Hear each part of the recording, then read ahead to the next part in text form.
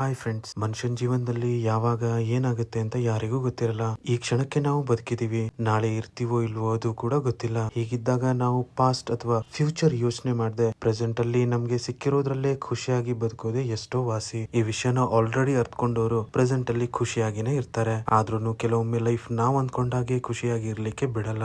ಆಗ ಕಷ್ಟ ಮನುಷ್ಯನಿಗೆ ಬರ್ದೆ ಮರಕ್ಕ ಬರುತ್ತೆ ಅಂತ ಯೋಚನೆ ಮಾಡಿ ಮುಂದೆ ಸಾಗ್ತಾ ಇರೋದೇ ಒಳ್ಳೇದು. ಜೀವನ ಅಂದಾಗ ಸ್ವಲ್ಪನಾದ್ರೂ ಎಂಜಾಯ್ ಮಾಡಿಲ್ಲ ಅಂದ್ರೆ ಹೇಗೆ? ಫ್ಯಾಮಿಲಿ ಜೊತೆ, ಫ್ರೆಂಡ್ಸ್ ಗಳ ಜೊತೆ, ಅದಕ್ಕೂ ಹೆಚ್ಚಾಗಿ ನಮ್ಮಷ್ಟಕ್ಕೆ ನಾವೇ ಖುಷಿಯಾಗಿ ಕಳೆದಿರೋ ದಿನಗಳೇ ನಾವು ಕೂಡ ಖುಷಿ ಪಟ್ಟಿದ್ವಿ ಲೈಫ್ ಅಲ್ಲಿ ಅಂತ ಮುಪ್ಪಿನ ಕಾಲದಲ್ಲಿ ಮನಸ್ಸಿಗೆ ನೆಮ್ಮದಿ ಕೊಡಬಹುದೇನೋ. ಹಾಗಾಗಿ ಈ ತರ ಮೆಮೊರೀಸ್ ನ ಕಟ್ಕೊಳ್ಳಿಕ್ಕೆ ನಾವೆಲ್ಲ ಆಪ್ತರೊಂದಿಗೆ ಕಾಲ ಕಳಿತೀವಿ, ಟ್ರಿಪ್ ಪ್ಲಾನ್ ಮಾಡ್ತೀವಿ. ಮೂವಿ ಬಗ್ಗೆ ಡೈರೆಕ್ಟ್ ಆಗಿ ಹೇಳ್ದೆ ಯಾಕೆ ಇಷ್ಟೊಂದೆಲ್ಲ ಹೇಳ್ತಾ ಇದೀನಿ ಅಂತ ಯೋಚನೆ ಮಾಡ್ತಾ ಇದೀರಾ? ಇಷ್ಟೊತ್ತು ನಾನು ಹೇಳಿದ್ಕು ಈ ಮೂವಿಗೂ ಒಂಥರ ಕನೆಕ್ಷನ್ ಇದೆ. ಲೈಫ್ ಅಲ್ಲಿ ಜಂಜಾಟಗಳು ಇದ್ದಿದ್ದೆ, ಸ್ವಲ್ಪ ದಿನ ಆದ್ರೂ ಎಂಜಾಯ್ ಮಾಡ್ಕೊಂಡ್ ಬರೋಣ ಅಂತ ಫ್ರೆಂಡ್ಸ್ ಗಳ ಜೊತೆ ಟ್ರಿಪ್ ಗೆ ಹೋದಾಗ ಅಲ್ಲೊಂದು ಅನಾಹುತ ಆಗುತ್ತೆ. 10 ಜನ ಇರೋ ಗುಂಪಲ್ಲಿ ಒಬ್ಬ ಬದುಕಿದ್ದಾನೋ ಸತ್ತಿದ್ದಾನೋ ಅಂತ ಉಳಿದ 9 ಫ್ರೆಂಡ್ಸ್ ಗೆ ಅರ್ಥನೇ ಆಗ್ತಿರಲ್ಲ.